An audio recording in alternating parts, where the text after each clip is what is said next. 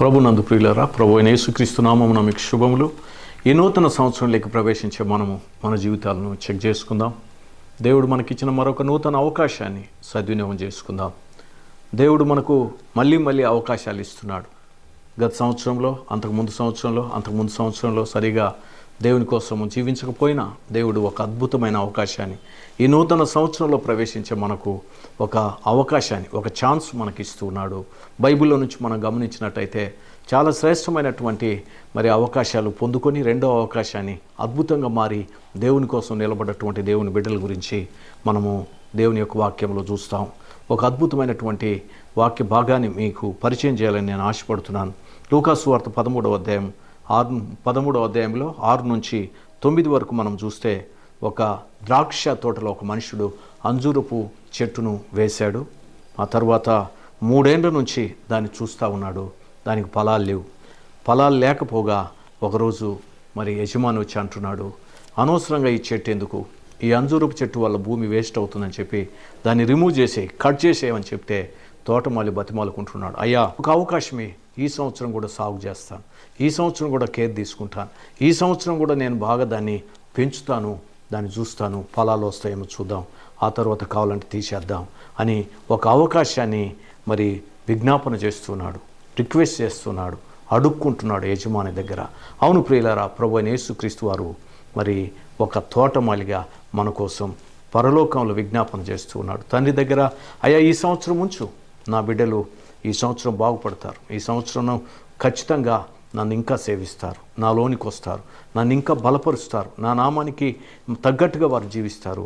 గత సంవత్సరంలో ఉన్న తప్పులు, గత సంవత్సరంలో చేసిన పాపాలు, జీవితంలో వారు అనుభవిస్తున్నటువంటి కష్టాలు నష్టాలను బట్టి వారు పైకి రాలేకపోవడానికి కారణము నన్ను సేవించకపోవడమే. దయచేసి ఒక అవకాశమే, ఈ 2026 ఒక అవకాశం నా బిడ్డలకు దయచేయమని రిక్వెస్ట్ చేస్తున్నాడు. ఒకసారి ఒక నేరస్తుడు జడ్జి దగ్గరికి రప్పించబడ్డాడు. కరుడు కట్టినటువంటి నేరస్తుడు. ఆ జడ్జి అతన్ని క్షమించి అతనికి ఒక అవకాశాన్ని ఇద్దామని చెప్పి, అతను మనసు మార్చుకొని బాగుపడతాడని చెప్పి అతనికి ఒక అవకాశం ఇచ్చాడు. అతని కిందికి మీదికి చూసి, ఇంకా నీ జీవితంలో ఎలాంటి తప్పు చేయగాకు, నువ్వు వెళ్ళి ఒక నూతనంగా నీ జీవితాన్ని ప్రారంభించే అని చెప్పి పంపించేశాడు. అతను వెళ్ళిపోయాడు. క్షమించబడ్డందుకు థ్యాంక్స్ చెప్పి వెళ్ళిపోయాడు. అతను వెళ్ళిన తర్వాత కొన్ని సంవత్సరాల తర్వాత మళ్ళీ ఓ పాపం చేసి, ఒక తప్పు చేసి మళ్ళీ పట్టుబడి మళ్ళీ జడ్జి గారి ముందుకు వచ్చాడు. సేమ్ జడ్జి, సేమ్ నేరస్తుడు. అప్పుడు ఆ జడ్జి అతన్ని చూసి కిందికి మీదికి, ఒకసారి అవకాశం ఇచ్చాను కదా, ఎందుకు సరిగా జీవించలేకపోయావు అని చెప్పి, ఈసారి కూడా నువ్వు మారాలని చెప్పి నీకు రెండో అవకాశాన్ని నేను ఇస్తున్నాను, ఈసారి తప్పు చేయొద్దని చెప్పి గట్టిగా గద్దించి వార్నింగ్ ఇచ్చి పంపించేశాడు.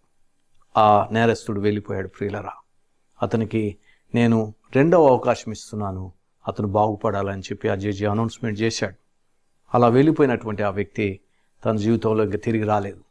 దేవుడు మనల్ని క్షమించి మన తప్పులు, మన పాపాలను ఆయన జ్ఞాపకం చేసుకోకుండా, మన జీవితంలో గడిచిపోయిన కాలాన్ని జీవితాన్ని బాగు చేసుకోలేకపోయినా, జీవితాన్ని సరి చేసుకోలేకపోయినా, మన బ్రతుకులు బాగలేకపోయినా, మనము దేవునికి సరిగా జీవించకపోయినా కూడా దేవుడు మనల్ని క్షమించి గత సంవత్సరాలను, గత నెలలను మనల్ని ఏమీ అనకుండా ఆయన కృప ద్వారా, మహాకృప చేత మనకు నూతనమైన అవకాశాన్ని 2026 సంవత్సరాన్ని ఇస్తున్నాడు.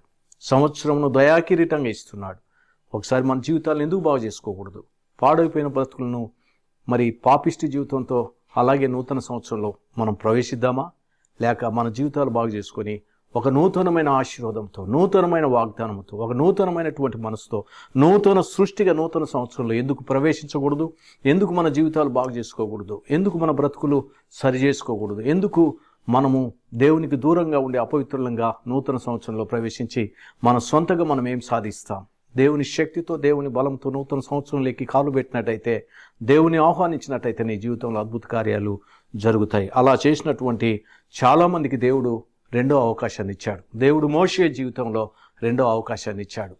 హోరేబ్ బండ దగ్గర ద్రోహులారా అని చెప్పి ఆ బండను కొట్టినప్పుడు దేవుడు క్షమించి కనానుకు చేర్చలేదు, కానీ మోషేకు అవకాశం ఇచ్చాడు. ప్రియులారా, మనం గమనించినట్టయితే మోషే ఎంతో భక్తిపరుడు, ఎంతో గొప్ప వ్యక్తి. అలాంటి వ్యక్తి తప్పు చేసినప్పుడు దేవుడు క్షమించి పరిచర్యలో మళ్ళీ ముందుకు కొనసాగించాడు. అలాగే యోనాను మనం జ్ఞాపకం చేసుకుంటాం. యోనాను నినివేకి వెళ్ళమంటే మరి తర్షీసుకు వెళ్తున్నాడు. దగ్గర కొన్ని వందల కిలోమీటర్ల దూరంలో ఉన్నటువంటి నినివేకి వెళ్లకుండా మరి అతను ఎక్కడో దూర ప్రాంతానికి 2000 కిలోమీటర్ల దూర ప్రాంతానికి తర్షీషుకు వెళ్ళిపోతున్నాడు. దేవుని ఆజ్ఞను నిర్లక్ష్య పెట్టినటువంటి, దేవుడు చెప్పిన పని చేయకుండా రాంగ్ రూట్లో వెళ్తున్న వ్యక్తి, దేవుడిని నన్నేం పట్టుకుంటాడు, దేవుడు నా దగ్గరికి ఎప్పుడు వస్తాడు, నేను ఉన్నటువంటి ఆ ప్రయాణం ఆయనకే తెలుసు అని అనుకుంటూ ఉండగా దేవుడు ఒక అద్భుతమైనటువంటి ఒక తుఫాన్ తెచ్చి మరి అద్భుతమైనటువంటి ఒక పెద్ద తిమింగలాన్ని తెచ్చి యోనాను తన ప్రయాణంను కొనసాగించేటట్టుగా దేవుడు చేశాడు. దేవునికి స్తోత్రం. యోనా అక్కడికి వెళ్ళి నినివేలో ప్రకటించినప్పుడు దాదాపుగా 1,20,000 మంది రక్షించబడ్డారు.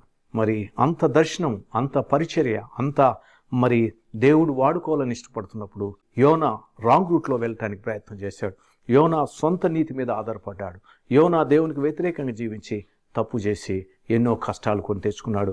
ప్రియులారా, ఈ వాక్యం వింటూ ఉండగా నీ జీవితంలో కూడా దేవుని చిత్తానికి లోబడి దేవునికి విధేయత చూపించి అద్భుత కార్యాలు, ఆశ్చర్య కార్యాలు పొందాలి, కానీ యోనాలాగా తిప్పలబడకూడదు. రెండో అవకాశం ఇచ్చినటువంటి పేతురు మనం చూస్తాం. 3 సార్లు బొంకినా కూడా పేతురు మరి దేవుడు తన పరిచర్యలో మరి యోహాను సువార్త 21వ అధ్యాయంలో పేతురు నీవు నన్ను ప్రేమిస్తున్నావా, పేతురు నీవు నన్ను ప్రేమిస్తున్నావా, పేతురు డూ యు లవ్ మీ అని దేవుడు మరి దగ్గరికి వెళ్ళి దేవుడు పేతురుకు రెండో అవకాశం ఇచ్చినట్టుగా మనం చూస్తాం. ఆ తర్వాత పేతురు యొక్క పరిస్థితి మనం చూస్తే అపోస్తుల కార్యాలు 2వ అధ్యాయంలో ఒక అద్భుతమైనటువంటి మరి ప్రసంగాన్ని చేశాడు. ఆ తర్వాత పేతురు యొక్క జీవితంలో మరి 3,000 మంది 5,000 మంది ఎంతో గొప్ప ఉద్యమం మొదటి శతాబ్దంలో వచ్చినట్టుగా మనం చూస్తూ ఉన్నాం. పేతురును కూడా దేవుడు రెండో అవకాశం ఇచ్చి వాడుకున్నాడు. ఆ తర్వాత తోమాకు కూడా రెండో అవకాశం ఇచ్చాడు. తోమా చూసి నమ్ముతానని చెప్పినప్పుడు మొదటి అవకాశంలోనే దేవుడు మరి తోమాకు మరి ఇగ్నోర్ చేయాలి, కానీ దేవుడు తోమాకు రెండో అవకాశం ఇచ్చాడు. ఇలాగ నీ జీవితంలో, నా జీవితంలో దేవుడు అనేక అవకాశాలు ఇస్తున్నాడు. ఈ నూతన సంవత్సరంలో దేవుడు ఇంకొక అవకాశం, రెండో అవకాశం మనకిస్తున్నాడు. ఎందుకు మన జీవితాన్ని బాగు చేసుకోకూడదు? ఎందుకు మన బ్రతుకులను మార్చుకోకూడదు? ఎందుకు మన యొక్క మరి అనుదిన జీవితంలో దేవుని స్థానం లేకుండా మనం వెళ్ళి ఏం చేస్తాం? అందుకే దేవుడు మరి కోరుతున్నాడు, ఇంకొక అవకాశం ఇస్తున్నాను. ఈ అంజూరపు చెట్టుకి ఇచ్చినట్టుగా మరి ఈ సంవత్సరం కూడా ఉండని నా బిడ్డలు నూతన సంవత్సరంలో నూతనమైన ఆశీర్వాదాలు, నూతనమైన దీవెనలు పొందాలని, మరి ఏ సమస్యలు గుండా నువ్వు వెళ్తున్నావో, ఏ కష్టాలు గుండా నువ్వు వెళ్తున్నావో, ఏ బాధలు గుండా నువ్వు వెళ్తున్నావో దేవుడు నిన్ను దీవించి బహుగా ఫలించాలని, మరి 30 60 100 ఫలించాలని దేవుడు కోరుకుంటున్నాడు. ఇప్పటి వరకు నీ జీవితంలో దీవెనలు లేవేమో, ఫలాలు లేవేమో, మరి ఆ చెట్టుకున్నట్టుగా నీ జీవితంలో కూడా మరి ఒక బేట్రీగా నువ్వు మిగిలిపోయావు. దీవెనలు లేనటువంటి వ్యక్తిగా, సమస్యలతో సతమతమవుతున్నటువంటి వ్యక్తిగా దేవుడు నీ జీవితంలో అద్భుతాలు చేయాలని కోరుకుంటున్నాను. ఈ నూతన సంవత్సరంలో బహుగా ఫలించాలని, నూతన సృష్టిగా చేయబలని, సజీవ యాగంగా నేను సమర్పించుకోవాలని కోరుతూ నేను మనస్ఫూర్తిగా మరి ఈ నూతన సంవత్సరంలోకి దేవునితో ప్రవేశింపమని కోరుతూ దేవుడి మాటలు మన వినికిడిలో దీవించును గాక. ఆమేన్.